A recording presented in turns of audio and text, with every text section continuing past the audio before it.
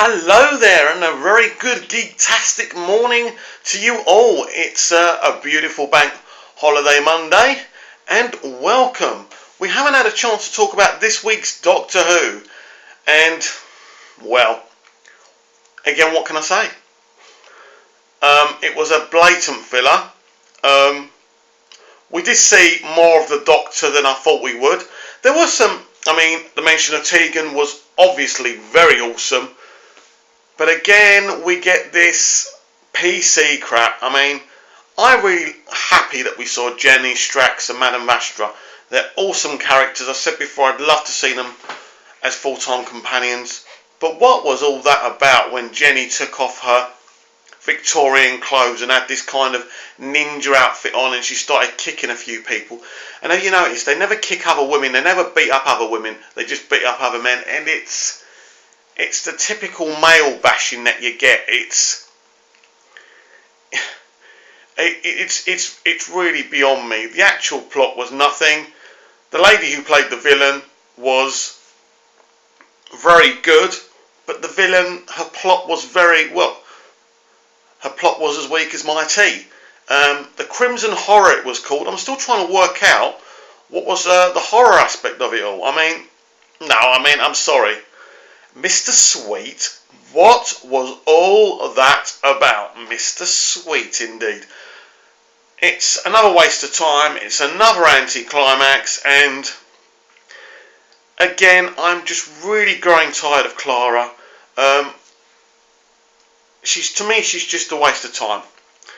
They're trying to make her important by this mystery, but really, and that scene in the end, oh, and by the way, Clara, you're not the boss. But let's go to that scene at the end with those two kids that she babysits for.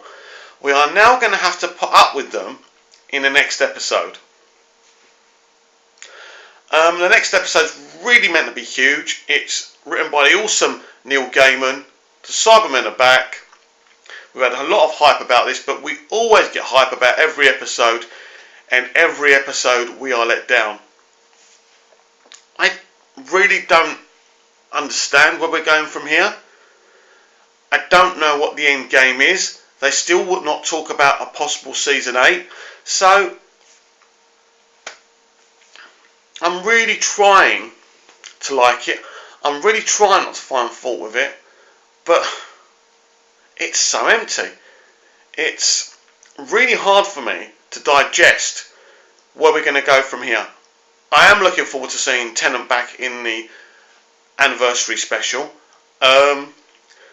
We've obviously got this big finale coming, which should be pretty special. I just don't know. I think I've mentioned before to you that after the Christmas special, if Stephen Moffat hasn't stepped down, I will no longer watch, because I cannot fathom what's going on. So I really will see what happens in the finale, what happens in the 50th, what happens in the Christmas special, to really see if I'm going to watch this show anymore. And I love this show. As a show, I love the Doctor, but I can't sit there supporting something that I no longer believe in. I'd rather just watch the old Russell T Davies episodes, to be honest with you. Yes. Because I can't sit there every week. It's a waste of your time. It's a waste of life. And I don't want to get frustrated by it anymore. So that's the Crimson Horror. A 4 out of 10 episode. And that's me being generous. So what else is going on? If we go to EastEnders, they have cast Kirsty's ex-boyfriend. He's been in it before as a different character. Forgot his name. But he'll be in it. Will he be another bad casting choice? Or will he be a blooming flower? Who knows? Nobody knows, in fact, do they? We just have to. It's another BBC show that's kind of dying a slow, painful death. Going back to Doctor Who now, I really think the way forward is for the Doctor to travel without a companion for a while and see how it goes. Let him meet people where he arrives and where he travels, and within his adventures. Maybe have the adventures last 2 or 3 episodes like they did in the old days. I just think they need to, if they are going to carry on with the companion thing, they need to rethink what they're doing. It can't always be a young, attractive teen, female. It's getting a boring, worn-out concept. It's the same thing all the time. Every week now, the Doctor's kissing someone on the lips. Now, I haven't got any against the Doctor kissing people, but they're trying to make a point every week now because a few people complained about it, so they're going, look what we're doing something that annoys you. It's that mentality. You've done it once, you've done it twice, we get it. The Doctor can kiss people. Move on. Alright, we talked Doctor Who. We've talked EastEnders. Big week for Hollyoaks. Texas will be murdered. My money is on Patrick, so it's a big week. A wedding. Not a funeral quite yet, but definitely a murder. Texas is gone. Well, will be gone this week. So I think this is a really big plot. I'm really enjoying having Tony in focus. The testicular cancer thing is really exciting. I'm not excited to see someone have testicular cancer, of course. But I'm glad that I think what Brian Kirkwood's done here is put, for me, Tony is Mr. Hollyoaks. He should be in the forefront. I love the actor.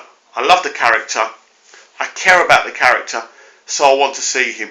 It's weird with Hollyoaks because it's kind of a transitional period because they've changed showrunners, but it's a very strong transitional period, which is very rare. I mean, we've seen that Corrie's under a transitional period at the moment with Stuart Blackburn, and you can tell that's transitional because they're just really dragging out this Cole thing, really hoping they could drag it out till September, I assume.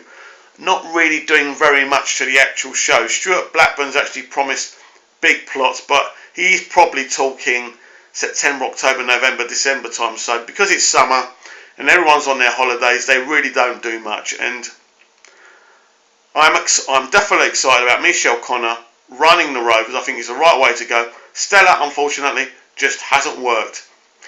Emmerdale, again, they're plodding along really nicely. Much more entertaining than Corrie at the moment, and definitely more entertaining than EastEnders. But again, they're dragging out the Cameron thing, and it's again they will just plod along. And this is what I actually like about Hollyoaks. I still believe that Hollyoaks should clash at 7:30 with EastEnders and Corrie.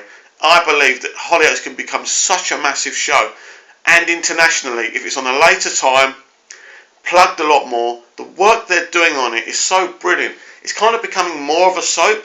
It's becoming a big drama show, and